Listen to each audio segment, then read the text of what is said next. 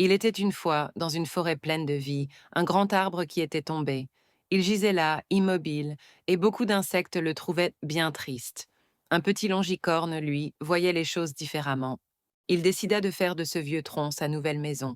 Il creusa de petits tunnels et s'y installa confortablement.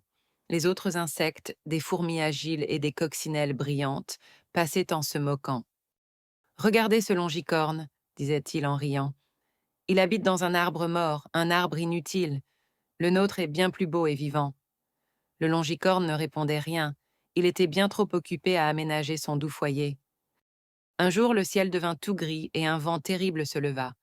Une grande tempête éclata sur la forêt. Les branches des arbres vivants se cassaient et les nids des autres insectes furent emportés par le vent et la pluie. Partout, c'était la panique et la tristesse. Mais le longicorne, lui, était bien au chaud et en sécurité. Son tronc abattu, que tous avaient méprisé, ne bougeait pas d'un pouce, il était solide comme un roc. L'arbre inutile était devenu son meilleur protecteur. Quand la tempête fut passée, le longicorne sortit de son abri, sain et sauf.